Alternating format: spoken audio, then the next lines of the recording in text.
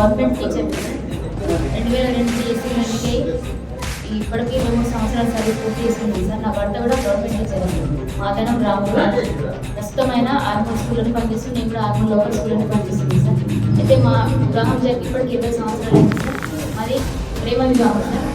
ఇద్దరు క్యాస్ట్లు వేరేటప్పటికీ పెద్దలు నొప్పించి పెళ్లి చేసుకోవడం జరిగింది. మాకు ఇప్పుడు 18 సంవత్సరాల అమ్మాయి 14 సంవత్సరాల బాబు ఉంది సార్. మాకు డిగ్రీ సెకండ్ ఇయర్, మాకు 8th క్లాస్ గుడివాడలో చదివింది సార్. అయితే మా మధ్య ఇష్యూ ఏంటంటే 2012లో మా భర్త సికింద్రాబాద్ హాస్టల్కి వెళ్ళడం జరిగింది. ఈ క్రమంలోనే చాట్ల సంధ్య అనేటువంటి అమ్మాయితో క్లోజ్గా ఉంటూ మూవ్ అవ్వడం జరిగింది.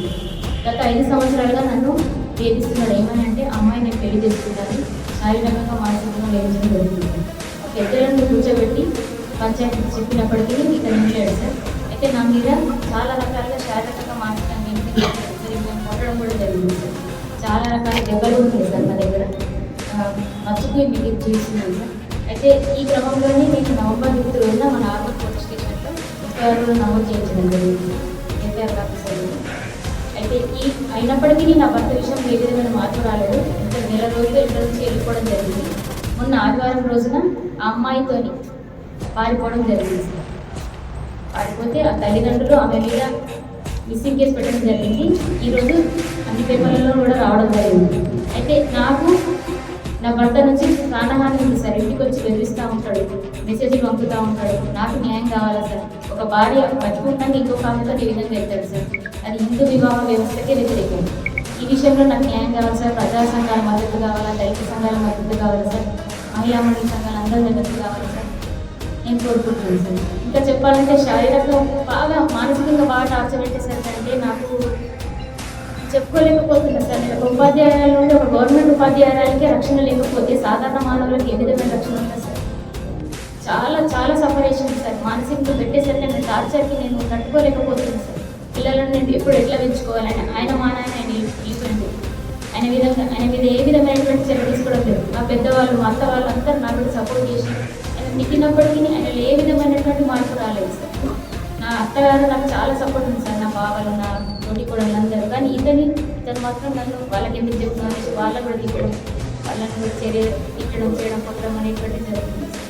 ముఖ్యంగా మా పిల్లల విషయంలో నాకు చాలా బాధగా ఉంది సార్. పిల్లలు ఎదిగినారు, వాళ్ళ ఫ్యూచర్ ఏంటిది, ఆయన మా నాన్న ఆయన వెళ్ళిపోయిన సుఖం చూసుకోవాలి. నా పరిస్థితి ఎట్లా సార్. నేను ఒక ఉపాధ్యాయురాలని నాకే రక్షణ లేదు, మామూలు సమాజంలో ఉన్నటువంటి వాళ్ళకి ఏ విధమైనటువంటి రక్షణ లేదు సార్. నాకు న్యాయం కావాలని నేను మీ అందరి తరఫున కోరుకుంటున్నాను సార్. గత నవంబర్ 28వ తేదీన నాకు తెలియకుండా నా భర్త ఇంటి నుంచి అన్ని సామాన్ తీసుకోవడం జరిగింది. బంగారము, డబ్బులు, అంతేకాకుండా అన్ని రకాలైనటువంటి డాక్యుమెంట్స్ అన్ని కూడా తీసుకొని పాల్పడడం జరిగింది సార్. ఈ విషయంలో నేను నిలదీయగా నాకు ఈ ప్రాణహాని ఉంది కదా నేను వెళ్ళిపోయినాను సార్. అయితే నా బంగారం ఇయ్యని అనేసరికంటే కూడా ఇయ్యను, నేను ఆది సగం నీది సగం అని కూడా వాదించడం జరుగుతుంది సార్. ఇల్లు విషయంలో కూడా మొత్తం అన్ని ఆయన పేరు మీద ఉంది సార్. కట్టడం మాత్రం ఇద్దరం కడతాం సార్. హౌసింగ్లో ఇద్దరం కడతాం, పర్సనల్లో ఇద్దరం కడతాం. కానీ అన్నీ నాకు తెలియకుండానే అన్నీ ఆయన పేరు మీద వేయించుకుంటాను సార్. అంటే ఏ ట్రాన్సాక్షన్ జరిగినా డబ్బులు పెట్టడం నేను, పేరు మాత్రం ఆయన వెళ్తాను సార్. అయితే ఈ స్టూడెంట్ అనేటువంటి ఆమె ఇప్పుడు ఆమెను చదివించిందంట సార్. డిగ్రీ వరకు ఆయననే చదివించిందంట, పీజీ చేయించిందంట, అన్ని కోచింగ్లు కూడా ఇప్పించిందంట సార్. దానికి కృతజ్ఞతగా వాడదాన్ని చేసుకుంటా అనేసి నన్ను ఇద్దరు కలిసి టార్చర్ పెడుతుంది సార్. వాళ్ళ తల్లిదండ్రులు కూడా నాకు మీరు టార్చర్ పెడుతుంది సార్. బూత్ మోడల్ ఇంటర్వ్యూ జరుగుతుంది సార్. నన్ను ఈ భర్తని వదిలేసినా కూడా అందుకోసం నేను వెళ్ళిపోతున్నా అనేసి అంటే విడాకులు కానీ ఏ విధంగా అయితే సార్ అది మ్యారేజ్ వివాహ వ్యవస్థకి వ్యతిరేకం, హిందూ వివాహ వ్యవస్థకి వ్యతిరేకం. కాబట్టి నాకు ఈ విషయంలో న్యాయం జరగాలి సార్. అంతేకాకుండా ఆ తల్లిదండ్రులు కూడా కావాలని ప్లాన్ చేసి పంపించినట్టుగా అర్థమైంది సార్. 5 నిమిషాల ముందు ఫోన్ చేసి ఎక్కడున్నావని దాన్ని అడిగితే ఇంట్లోనే ఉన్నా అన్నాడు. 2 నిమిషాల పారిపోయిందని చెప్తుంది సార్. నా భర్త వాళ్ళ తల్లిదండ్రులు అందరూ కలిసి ఆమెను పంపించేసింది సార్. నా భర్త పాత్ర అయితే చాలా ఉంది సార్. నన్నైతే మానసికంగా శారీరకంగా చాలా హింసిస్తున్నారు సార్. నాకు మాత్రం న్యాయం జరగాలి సార్ ఈ విషయంలో. మీ అందరి తరఫున ఒక సోదరి మిమ్మల్ని కోరుకుంటున్నారు అనేసి సొంత సోదరికి ఏ విధంగా అన్యాయం జరిగితే చేస్తారో నాకు కూడా అదే విధంగా సహాయం చేయడానికి మీకు కలిగిందంట చెప్తున్నాను సార్.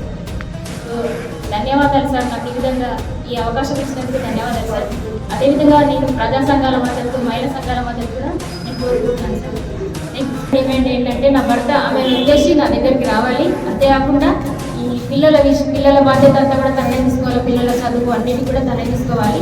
ఆస్తి పంపకాలన్నీ కూడా తన పేరు మీద కాకుండా ఇద్దరు జాయింట్ పేరు మీద కూడా ఉండాలి. ముఖ్యంగా ఆమె ఉద్దేశం వస్తే ఇప్పటికైనా నా భర్తను నేను యాక్సెప్ట్ చేయడానికి రెడీగా ఉన్నాను. ఈ విషయం నేను చాలా కౌన్సిలింగ్ చేసింది సార్. దాదాపుగా 1 గంట 2 గంటలు కౌన్సిలింగ్ చేసినప్పటికీ అతను వినలేదు సార్. మేము సంజాస్తాం మా పిల్లగారు చెప్పినా కూడా లేదు అనేసి నా మీద అనేక రకాలైనటువంటి అవార్డాలు, సంసారానికి పనికిరాదనేసి ఏదో రకమైనటువంటి అవార్డాలు వేయడం జరిగింది. అయితే చెప్పకపోయేసరికంటే వాళ్ళు కూడా ఇక వినడం లేదనేసి ఎఫ్ఐఆర్ కాపీ నమోదు చేసి నాకు చేయడం జరిగింది. నంబర్ చేయడం జరిగింది.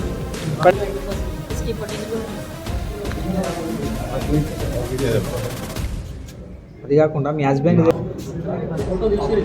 తీసిన సార్ దెబ్బలు సార్. మీ హస్బెండ్ మా అత్త వాళ్ళు నన్ను ఎప్పుడు కూడా సపోర్ట్ చేసింది సార్. ఆయన ఫోటో మేడం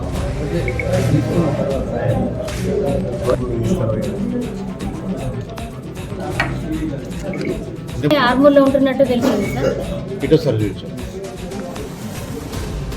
నన్ను బెదిరిస్తున్నాడు సార్. సీసీటీవీ ఫోటోస్ నేను పంపించాను సార్. నాకు ఆయనతో ప్రాణహాని కూడా ఉంది సార్.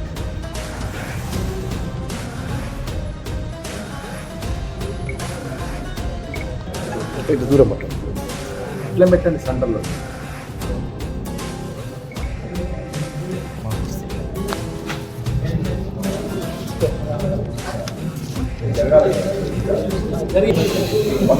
ఏది మేడం సెంటర్లో ఇప్పుడు ఫోటో పేపర్కి